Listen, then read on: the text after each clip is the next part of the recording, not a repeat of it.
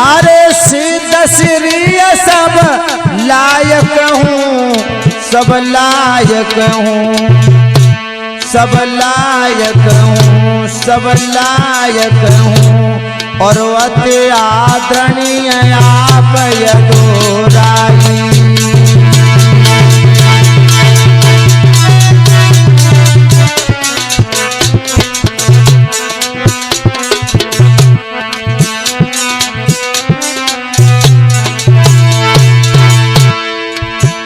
और क्या लिखा?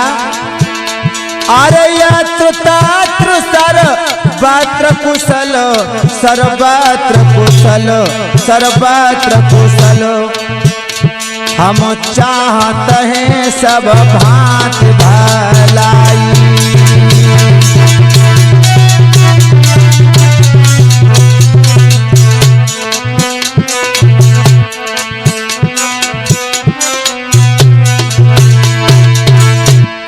और क्या लिखा है?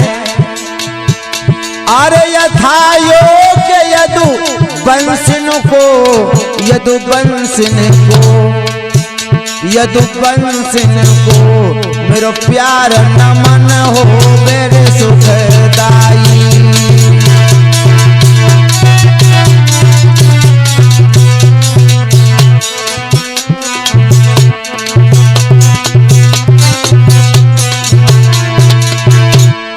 क्या लिखा? और कचुहाल लिखूं खत में, रे लिखूं खत में, रे लिखूं खत में, तो श्याम सखा सुनियो चितलाई।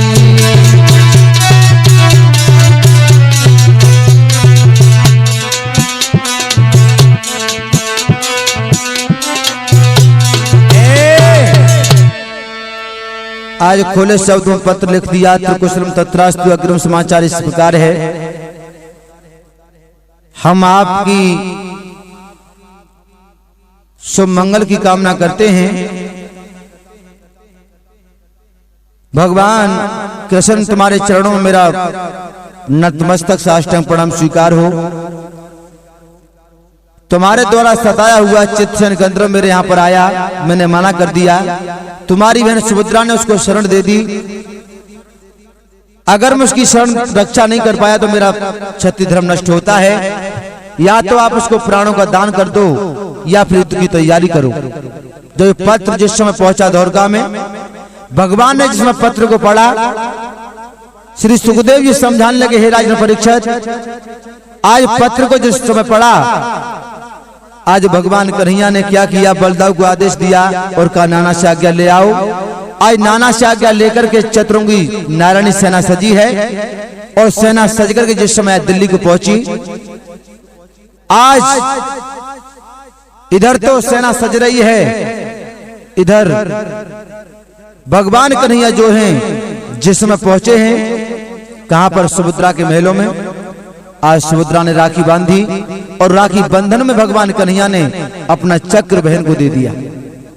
लौट के चले आए, दोनों सेनाएं आमने सामने अड़ी हैं। श्री सुखदेव जी समझाने लगे, हे राजन परीक्षित, इधर भगवान कृष्ण और अर्जुन का युद्ध होने की तैयारी में है, आमने सामने डटे हैं, और बलदाऊ और भीमसेन आमने सामने डटे हैं, और नकुल और प्रद्युम्न आमने सामने डटे हैं, कृतवर्मा और सहदेव आमने सामने डटे हैं। जिस समय युद्ध हुआ लेकिन युद्ध शुरू नहीं हो पाया। अर्जुन भगवान कन्हैया पर हमला नहीं करते हैं। द्रौपदी बोली, और बहन सुभद्रा क्या कारण है? मेरी समझ में नहीं आ रहा। सुभद्रा बोली, समझ मेरी भी नहीं आ रहा। द्रौपदी कहने लगी, एक बात मेरी समझ में आ रही है, हमारे भैया कन्हैया निहत्ते हैं, चक्र सुदर्शन तूने ले लिया है, जब तक चक्र सुदर्शन तू नहीं देगी तब तक मेरे पिया हमला नहीं करेंगे, क्योंकि निहत्ते पर वार नहीं करना चाहिए। आज चक्र सुदर्शन भगवान के पास भिजवा दिया, और जब युद्ध हुआ तो हुआ क्या? चक्र माधव ने दाव है चलाई,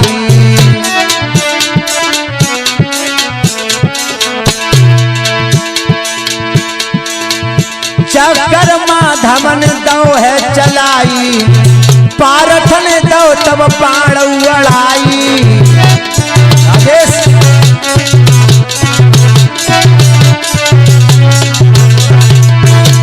इधर तो युद्ध हो रहा है, इधर भीम का युद्ध कैसे हो रहा है? अरे तदाउन दो मूसल घुमाई, भीमसेन ने दई गदा तो अड़ाई।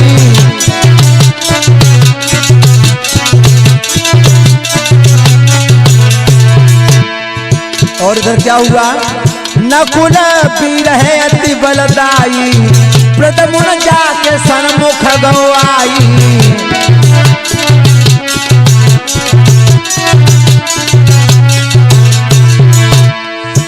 कृतवर्मा ने जब सर छोड़े, मोहरा जाके पन्न सुवन में मोड़े।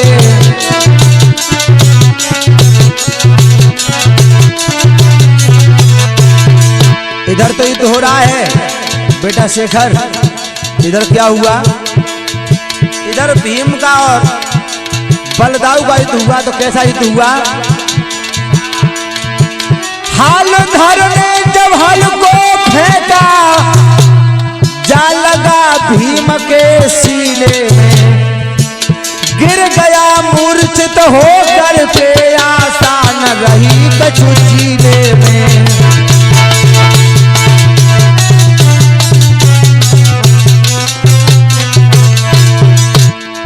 जब भीमसेन हल्की चोट खाकर के जमीन पर गिर पड़े, आज धर्मराज ने आगे बढ़ के उठा लिया। तब धर्मराज ने घबरा कर गोदी में भीम उठाओ है, भैया भैया भैया कह के भैया पे हाथ फिराओ है।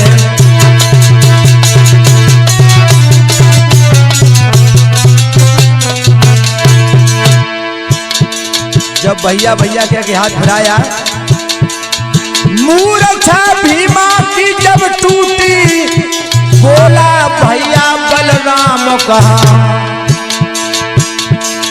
इतना कहकर झटू दौड़ पड़ा गया खड़े बलराम जहां।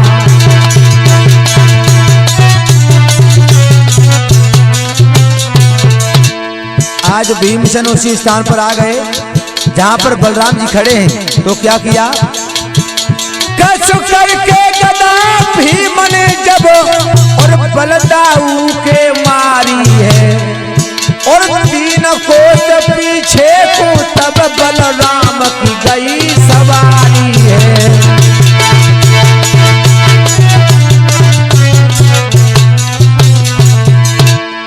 जो गदा को फेंक करके मारा, आज बलराम जी का रथ जो है 3 कोस पीछे को हट गया। और चाचा बजरंगी ऐसा ही नहीं, सारथी मरा रथ टूट गया, बलराम के छक्का छूट गए। ओ भीम की मार अब को झेले, हौसले सभी के टूट गए।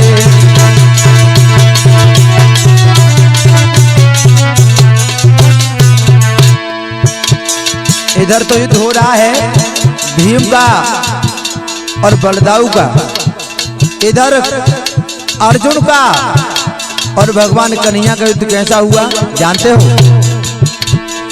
इस तरह युद्ध होते होते अब पहर तीसरा आया है।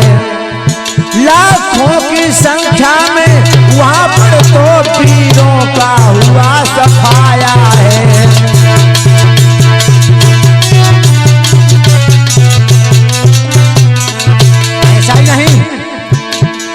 सुखबीर धीरज छोड़ गए, बहलाए दिग्गज बड़े बड़े, साधार की आंखें मिच गई हैं, आधार जी देख रहे खड़े खड़े।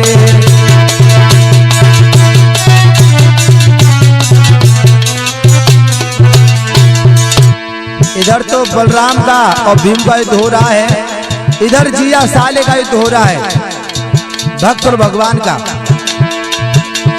इस चक्र बीच में रुका खड़ा, आगे नहीं पड़ने दे। इत माधव मन में सोच रहे गंधर्व नाय पारस मरने दे।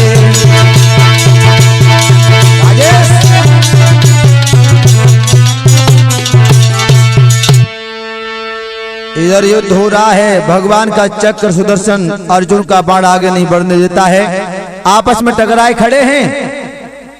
देवताओं ने सोचा अब क्या होना चाहिए, भक्त भगवान का युद्ध हो रहा है। नारद जी को बुलाया और कहा नारद जी जल्दी से सोचो वरना संसार भस्म हो जाएगा। चक्र सुदर्शन और लक्षणधानी बाण आमने सामने भिड़े हैं।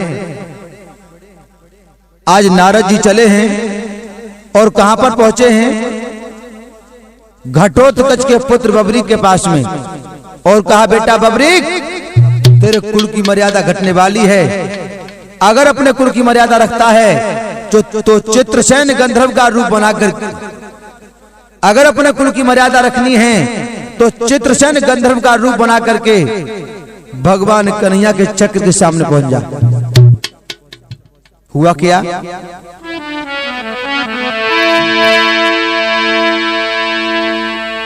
चित्रसेन का रूप धरे और तुम जाओ तत्काल, लगी प्रतिष्ठा दाव परो तेरे कुल की लाल।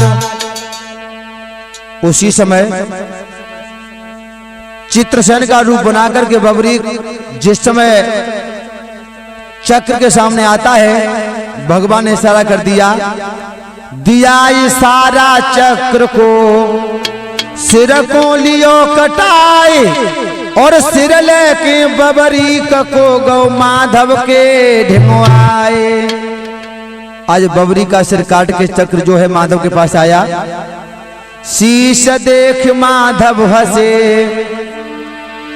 दो विजयी शंख बजाए, इतना रदने पार्थ को दो सारो हाल बताए। इधर बबरीक जो चित्रसेन के रूप में आया था उसका सिर काट करके चक्र ने भगवान के सामने दे दिया और भगवान ने विजयी शंख बजा दिया, विजय की घोषणा कर दी। इधर नारद जी ने जाकर के अर्जुन को सारा हाल बता दिया, अर्जुन चित्रसेन नहीं मारा है, तुम भी अपना विजय शंख बजा दो। इधर हुआ क्या,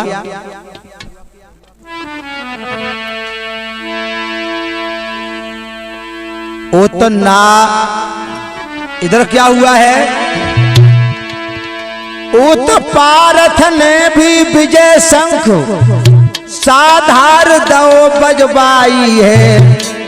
सुन करके माधव चौक पड़े, विस्मय में पड़े यदुराई है।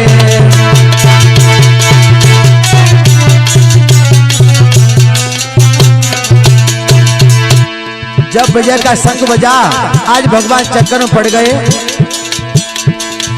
भगवान सोच रहे हैं गंधर्व का सिर है पास मेरे, पारथ क्यों मोद मनाता है कि विजय घोषणा अर्जुन ने ये नहीं समझ में आता है।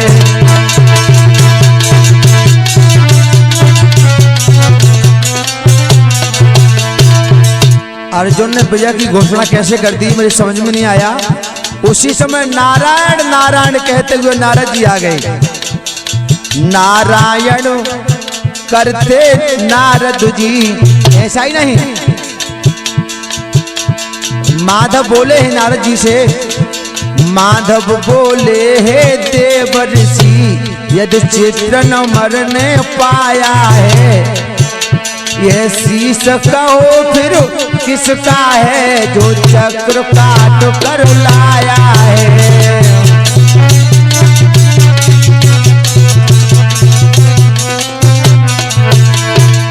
नारद जी से कहने लगे ये शीश जो आया है ये किसका है जो चक्र काट के लाया है। नारद जी बोले सुनो प्रभु। नारद बोले सुन लो माधव, तुम दोनों का प्रण पूर्ण किया, कुल की मर्यादा रखने को बबरी कन ये बलिदान किया।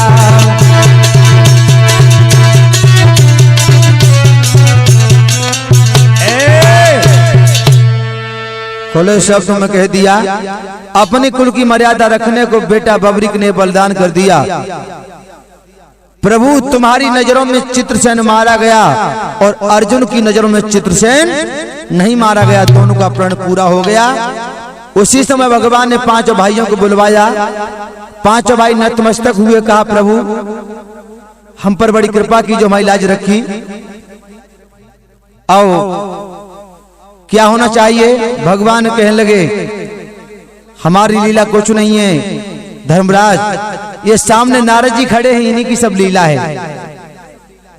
इस प्रकार बबरी के सिर को उठा करके जब धड़ से लगाया, उसको जिंदा कर दिया और वरदान दे दिया, जाओ मैं तुम्हें महाभारत का युद्ध पूरा दिखाऊंगा, अब घबराओ नहीं। श्री सुखदेव जी समझाने लगे, हे राजन परीक्षित, इस प्रकार से भक्त और भगवान का युद्ध हुआ है। और ऐसा ही नहीं, मैंने भक्त भगवान को समर सुनाए दियो आगे।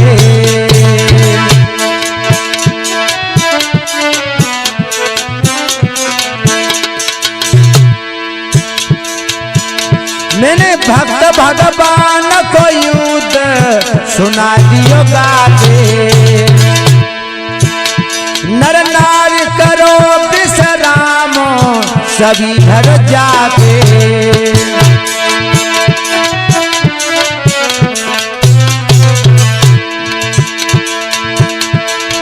महाराज हमारो साधार चैतन्य है नाम, और यादव कुल में जन्म लियो है, पुन पुन मेरी प्रणाम।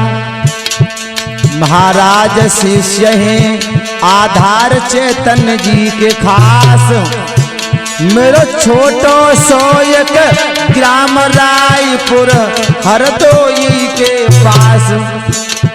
महाराज सुनाई दई मैंने लीला भरपूर, मेरी सभी नमस्ते लीजो मेरे भैया, कर दियो माफ कसूर।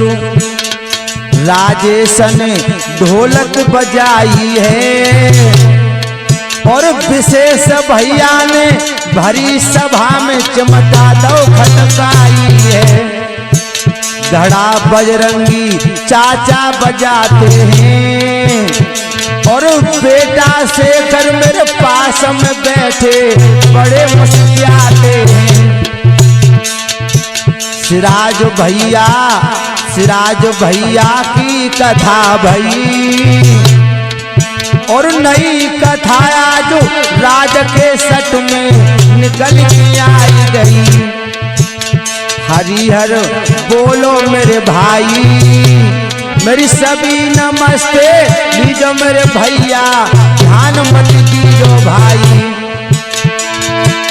सुनाई दई मैंने लीला भरपूर और जा परदेसी को मेरे भैया के कर दियो माफ कसूर।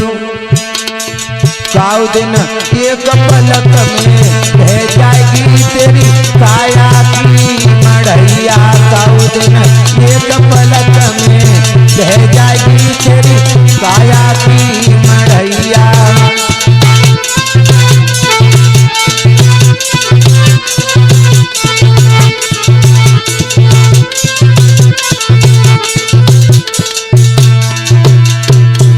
बोल वृंदावन बिहारी लाल की।